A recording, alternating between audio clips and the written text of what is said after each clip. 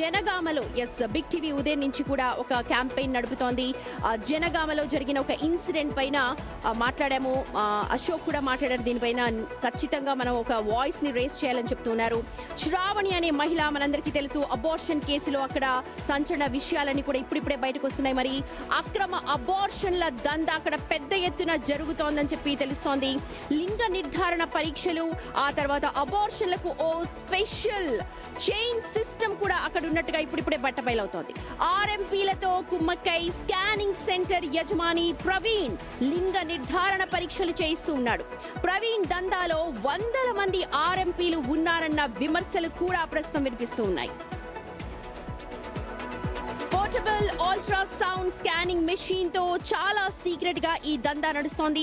2023 మే నెలలో కూడా ప్రవీణ్ తో పాటు మరో 11 మంది ఆర్ఎంపీలపై కేసులు నమోదయ్యాయి. ఈ ఘటనపై జైలుకు వెళ్లి వచ్చిన తర్వాత కూడా ప్రవీణ్ తీరులో ఎటువంటి మార్పు కూడా లేదు. రహస్యంగా దందా కొనసాగుతూనే ఉంది. ప్రస్తుతం ప్రవీణ్ పరారీలో ఉన్నాడు. పోలీసులు అతని కోసం గాలిస్తూ ఉన్నారు. మా ప్రతినిధి సుజాత జాయిన్ అవుతున్నారు మనతో అప్డేట్స్ అందించడానికి. సుజాత, ఈ 2026 లో కూడా ఇలా అమ్మాయిలు పుడతారని తెలుసుకుని ఇలా అబార్షన్స్ చేయించడం చట్టరీత్యా నేరం. ఎన్ని చట్టాలున్నా సరే వెనక నుంచి ఇలా ఘటనలు జరగడం చాలా బాధాకరం. మీ దగ్గర ఉన్న సమాచారం ఏంటి? సుమతి, శ్రావణికి అబార్షన్ చేసిన తర్వాత చనిపోయింది. 2 ఆడపిల్లలు, మరో ఆడపిల్ల అని నిర్ధారించారు అని చెప్పేసి అసలు విరుద్ధం అని చెప్పడం కంటే కూడా అసలు ఆడపిల్ల అయితే ఏంటి, మగపిల్లాడంటే ఏంటి, 2026లో ఉన్నాము, ఇప్పుడు మనమే ఉన్నాము, అక్కడ మీరున్నారు ఒక మంచి హోదాలో, నేను ఇక్కడ ఉన్నాను. సో ఆడపిల్లలు పనిచేస్తున్నారు, ఎవరి కాళ్ళ మీద వాళ్ళు బతుకుతున్నారు. కానీ చంపడం అనేది చాలా అంటే చాలా తప్పు. చంపినటువంటి వాళ్ళని అక్కడికక్కడే చంపాలి అని చెప్పేసి ఆడపిల్లల నుంచి మేము డిమాండ్ చేస్తున్నాము. శ్రావణి చనిపోయింది, వాళ్ళ భర్త ఉన్నాడు, మాట్లాడదాము. అబార్షన్ జరిగి నాక చనిపోయింది. సో అబార్షన్ అసలు చేయించిన విషయం అతనికి తెలుసా లేదా అని చెప్పేసి, అబార్షన్ చేయిస్తున్నారు అనే విషయం మీకు తెలుసు? అబార్షన్ చేయిస్తున్నారు అనే విషయం నాకు తెలియదు. ఒకటి ఏంటంటే, నేను నా భార్యకు వద్దని చెప్పిన, నేను వద్దు, నా భార్యకు నేను చెప్పుకున్నా, నేను వద్దు చేసుకోకు, ఆడపిల్లైనా పర్లేదు నేను చూసుకుంటా అని చెప్పేసిన. ఒకటే మాట చెప్పేసిన, చూసుకుంటా, నేను 3 ఆడపిల్లలైనా పర్లేదు, నాకు ఇంతకుముందు 2 ఉన్నారు, ఇంకొకళ్ళైనా నేను చూసుకుంటా అని చెప్పేసిన. నా భార్య వినలేదు. ఎందుకు అబార్షన్ చేయించుకోవాలన్న ఆలోచన నీ భార్య? నా భార్యకి ఎందుకు వచ్చిందంటే, 2 ఆడపిల్లలు ఉన్నారు కాబట్టి ఒక మగ పిల్లాడు ఉండాలని చెప్పి దాని వల్ల అబార్షన్ చేయించుకోవాలన్న ఆలోచన వచ్చింది ఆమెకి. వెళ్ళేటప్పుడు చెప్పెళ్ళిందా మీరు కూడా వెళ్ళారు అని చెప్పి? ఒకటి నేను చెప్తా, ఒకటి నేను వెళ్ళేటప్పుడు చెప్పి వెళ్ళింది. హన్మకొండకు నేనైతే వెళ్ళలేదు ఉన్నది, ఎందుకంటే బస్సు ఎక్కింది, ఆమెనే వెళ్ళింది, అన్నీ చేసింది, వాళ్ళ మదర్తో కలిసి వెళ్ళింది, వాళ్ళ మదరే చూపెట్టింది అన్నీ. నేను హన్మకొండకు నేను వెళ్ళలేదు, ఆడ ఎవరు మా ఇది డాక్టర్తో మాట్లాడి నాకు అయితే ఐడియా లేదు. కానీ నాకు పొయ్యి వచ్చినాక ఒక 1 వీక్ తర్వాత మళ్ళీ రమ్మన్నారు. మళ్ళీ రమ్మంటే మళ్ళీ పోయింది 1 వీక్ తర్వాత. మళ్ళీ 1 వీక్ తర్వాత వెళ్ళిన తర్వాత లేడీస్ అని తెలిసినాక, ఓకే లేడీస్ అయినా పర్లేదు, అయినా నేను అంతకుముందు నేను చెప్పినా కూడా, ఇంట్లో ఉన్నప్పుడు నేను చెప్పుకున్నాను నా భార్యకు, ఏంటంటే ఆడపిల్ల అయినా పర్లేదు ఉండని, నా భార్యకి ఎందుకంటే నేను చంపుకుంటాను నా భార్యని, నా పిల్లని నేను చంపుకోను కదా, నాకేమో అవసరం లేదు కదా, నేను చూసుకున్నాను, కష్టం చేసేది నేనెందుకు చంపుకుంటాను, నా భార్యని నేను చంపుకోలేదు.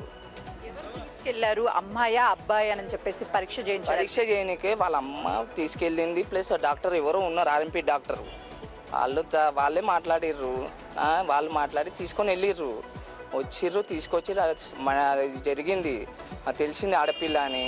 ఆ రోజు నాకు ఫోన్ చేసిర్రు, నన్ను రమ్మని చెప్పిర్రు, నేను వెళ్ళిన. వాళ్ళ మదర్ అయితే డబ్బులు కొట్టించింది, అది ఆమె దగ్గర ఫోన్పే లేక నాకు కొట్టించినాక వాళ్ళ మదర్కి ఆయనకి డాక్టర్ కొట్టమన్నది, నేను డాక్టర్ కొట్టేసిన. జరుగుతుంది తెలుసు, కానీ మనకి ఇట్లా అవుతుంది మనకు అంత ఐడియా లేదు. అది వద్దని చెప్పుకున్నాను. మీరు వాళ్ళ తల్లితో మాట్లాడినప్పుడు ఆవిడ వాదన మరోలా ఉంది కదా, మరి ఆ విషయం పైన ఏం మాట్లాడతాడు అతను? నేను మా అత్తమ్మకి చెప్పుకోలేను కదా. నేను మరి అత్తయ్య మాట్లాడుతూ, మా అల్లుడికి తెలుసు, మా అల్లుడే డబ్బులు కొట్టాను, నేను అక్కడ అబార్షన్కి వచ్చాడు, ఫస్ట్ సార్ వచ్చాడు అని కూడా ఆమె చెప్తుంది. ఫస్ట్ సార్ కాదు మేడం, నేను డబ్బులు కొట్టించింది ఆమెనే, వేరే వాళ్ళ దగ్గర అడిగి కొట్టించింది. ప్రాబ్లం ఎందుకంటే మనీ కొట్టిస్తుంది, 25,000 కొట్టిస్తుందని నాకు తెలుసు. నేను అప్పటికి వెళ్ళేటప్పుడు కూడా నేను నా భార్య ఫోన్లో చెప్పుకున్నా, వద్దు ఎందుకు రిస్క్, మనకు ఆడపిల్ల. వెళ్ళినప్పుడు డాక్టర్ ఏం చెప్పాడు మీకు? నేను వెళ్ళలే అసలు, ఫస్ట్ టైం వెళ్ళారని ఇంతకు ముందు చెప్పారు, వెనక్కి వచ్చాము అని. అది ఆ రోజు కూడా నేను వెళ్ళలేదు, ఉట్టి నా భార్యనే వెళ్ళింది, వాళ్ళ మమ్మీ వెళ్ళింది. అందులో వాళ్ళు చెక్ చేసి ఏం చెప్పారు అంటే పేగ అడ్డం ఉన్నది, చెక్ చేసి పేగ అడ్డం ఉన్నది, వాళ్ళ 1 వీక్ రమ్మని చెప్పారు, 1 వీక్ తర్వాత రమ్మని చెప్పారంట. 1 వీక్ తర్వాత వచ్చినాము, వచ్చింది సుజాత, పోయి. అసలు ఇలాగా జెండర్ తెలుసుకోవడం తప్పు అని తెలీదా? ఎవరు చెప్పలేదా డాక్టర్స్ అక్కడ? అమ్మాయా అబ్బాయా అని చెప్పేసి లింగ నిర్ధారణకి వెళ్ళడం తప్పని తెలియదా? నాకు అంత ఐడియా లేదు, ఎందుకంటే ఐడియా లేదు అనే కన్నా కడుపులో ఒక ప్రాణం చచ్చిపోవడం అంటే ఒక అసలు ఎట్లా అనిపించింది? నేను చెప్పుకున్నా నా బాధ, నేను నా భార్యకి చెప్పుకున్నా. ఎందుకంటే ఆమె ఇనే స్టేజ్లో లేదు, ఎందుకంటే మగ పిల్లాడు కావాలి ఖచ్చితంగా అని చెప్పి అట్లా చేసింది. నేను వద్దని చెప్పుకున్నా, నా భార్యకి నేను చెప్పుకున్నా నా బాధ, నా సమస్య నేను చెప్పుకుంటా అంతే. దానికన్నా ఈ విధంగా నేను ఇంకా ఊకే ప్రెషర్. ఇద్దరు పిల్లలు అనాథలైపోయారు. ఇద్దరు పిల్లలు ఇప్పుడు ఏదున్నా బాధ నాకు ఉంటుంది, ఎవరు చూడరు, ఎవరు వచ్చి నాకు చూడరు, ఏదున్నా నేనే చేసుకోవాలి. ఇప్పుడు నా మీద చేస్తే మీ అత్తయ్య మీద కంప్లైంట్ ఎందుకు ఇచ్చారు పోలీసులు? అత్తయ్య మీద కంప్లైంట్ కాదు, ఆడ ఇచ్చింది నేను ఎవరైతే చేసిరో వాళ్ళ మీద కంప్లైంట్ ఇచ్చిన. ఎందుకంటే తీసుకెళ్ళి డాక్టర్ కావాలంటే ఆర్ఎంపీ డాక్టర్ని పిలిచి అడగండి. ఆ సిఐ ముంగట డాక్టర్ ఏం చెప్పిండు, నా మీద చెప్పిండా లేకపోతే మా అత్తమ్మ మీద చెప్పిండా, ఆయనకు పిలిచి అడగండి. అదొక్కటి అడిగితే మీకు వివరాలనే క్లియర్గా తెలుస్తుంది. నా మీద చెప్పిన ఉంటే ఓకే, నేను దేనికైనా రెడీ. నా మీద అయితే చెప్పలేదు ఆయన. ఏంటంటే తీసుకుపోయింది మా అత్తమ్మనే తీసుకుపోయింది. ఆయన ముందు ఆయనంతలో ఆయనే చెప్పిండు, డైరెక్ట్ సీఎం ముంగటనే చెప్పిండు, నేను పక్కకే ఉన్నా. నేను ఇచ్చారు ఏంటి ప్రొసీజర్ అని. సెంటర్ జనగామలో ఉన్న స్కానింగ్ సెంటర్స్ అన్ని ఇలాగా లింగ నిర్ధారణ చేస్తాయా, లేకపోతే ప్రత్యేకించి దానికే వెళ్ళడానికి ఎవరైనా చెప్పారా? తర్వాత 25,000 ఇచ్చిరని చెప్పింది, ఇది అపార్షన్ చేయండి 25,000 ఇచ్చిరని తెలిసింది, అంతే. నాకు జనగంలో ప్రతి ఒక్క సెంటర్ లోనూ ఆడపిల్ల అబ్బాయి అని చెప్తారా, లేకపోతే అదొక్క సెంటర్ లోనే చెప్తారా? ఎవరు చెప్పారు? అది నాకు తెలియదు మేడం. నేను హైదరాబాద్లో పని చేసుకునేటోని, నేను ఇవన్నీ విషయాలు నాకు తెలియదు. ఎందుకంటే ఏదున్నా వాళ్ళ ఊర్లో ఎవరెవరునో నాకు ఆర్ఎంపీ డాక్టర్లు తెలియదు, ఎవరిది. మీరు అడిగినటువంటి క్వశ్చన్కి ఆన్సర్ చెప్పాలి అని అంటే శ్రావణి తల్లికి మాత్రమే తెలుసు, ఎందుకంటే తను జనగంలో ఉంటుంది కాబట్టి. ఒకసారి తన తల్లితో మాట్లాడిస్తాను. అమ్మా, అబ్బాయా అమ్మాయి అని ఆ ఒక్క డాక్టరే చెప్తాడా, లేకపోతే ఇంకా అందరూ మీ ఊర్లో వాళ్ళందరూ అలానే చెప్తారా? ఏమో మేడం, నాకు తెలియదు. నేను ఆయనను పట్టుకున్నాం, ఆయన చెప్పిండు. డాక్టర్ పేరేంటి? డాక్టర్ తెలియదు నాకు, అది ఆరింపు డాక్టర్ తీసుకుపోయిండు, ఆయనే చెప్పిండు. మీకు ఎప్పటి నుంచి?